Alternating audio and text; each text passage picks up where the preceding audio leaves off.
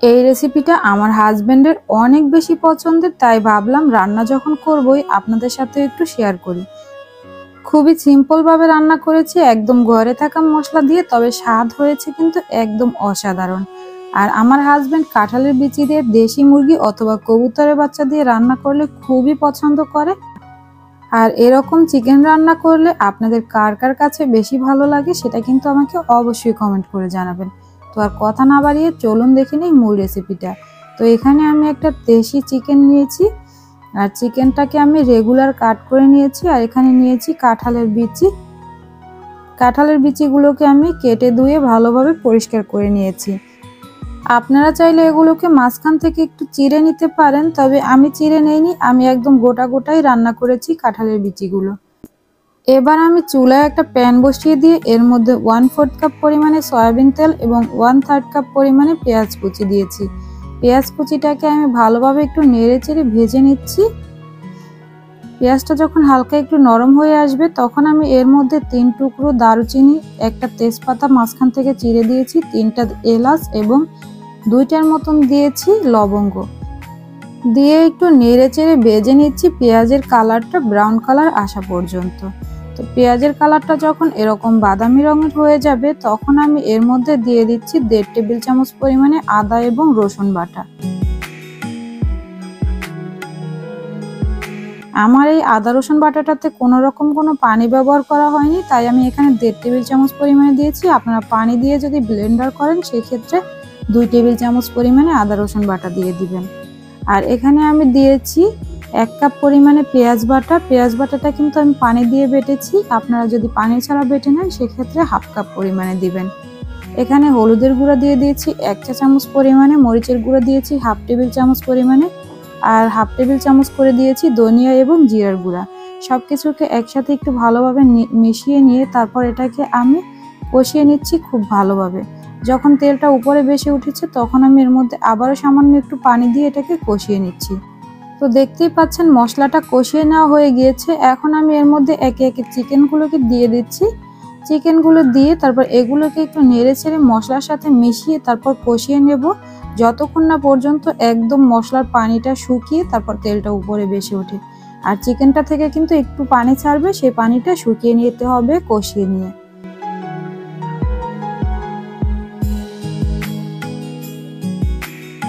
দেখতেই পাচ্ছেন পানিটা একদম শুকিয়ে গিয়েছে আর চিকেন থেকে কিন্তু একদম তেলটা উপরে ভেসে উঠেছে। এখন আমার চিকেনটা কষিয়ে নেওয়া হয়ে গেছে, এটাকে আমি একটু নেড়ে চেড়ে দিয়ে তারপর এর মধ্যে আমি দিয়ে দেব কাঁঠালের বিচিগুলো। আমি যে কাঁঠালের বিচিটাকে কেটে ধুয়ে পরিষ্কার করে রেখেছি সেটাকে এখানে আমি দিয়ে দিচ্ছি। আর এখানে কাঁঠালের বিচি আছে 1/2 কেজির মতন। আপনারা চাইলে এখানে একটা আলু দিয়ে দিতে পারেন, তবে আমি এখানে কোনো আলু দিচ্ছি না, শুধুমাত্র কাঁঠালের বিচিটাকেই ভালোভাবে চিকেনের সাথে একটু নেড়েচেড়ে মিশিয়ে নিচ্ছি। মিশিয়ে নেওয়া হয়ে গেলে এটাকে আমি ঢাকনা দিয়ে ঢেকে আবারও কিছুক্ষণ রেখে দেব। একদম চুলার আঁচটাকে এ পর্যায়ে লোতে রেখে দিতে হবে, তা না হলে কিন্তু নিচে থেকে পোড়া লেগে যাবে।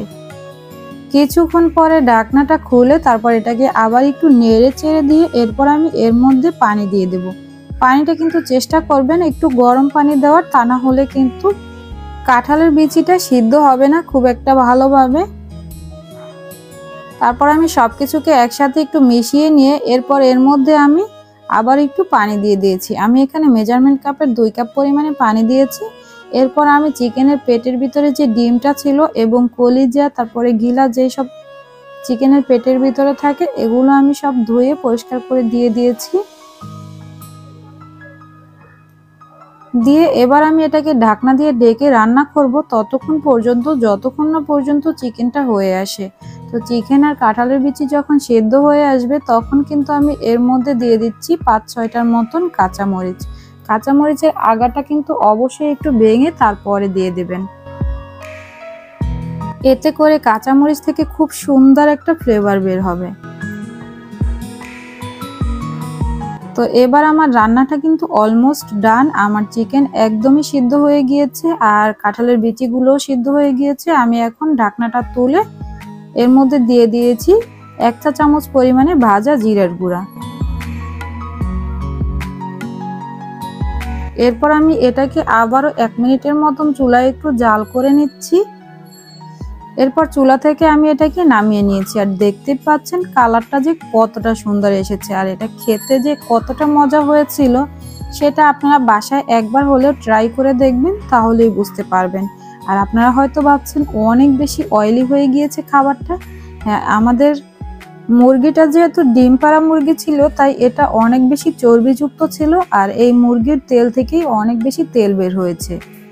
তো এবার আমি এটাকে একটা বাটিতে সার্ভ করে দিয়েছি। আর দেখতেই পাচ্ছেন দেখতে যেমন সুন্দর, খেতে তেমনই মজা হয়েছিল। যদি কেউ বাসায় এটা ট্রাই করেন, অবশ্যই আমাকে কমেন্ট করে জানাবেন যে আপনাদের কাছে কেমন লেগেছে।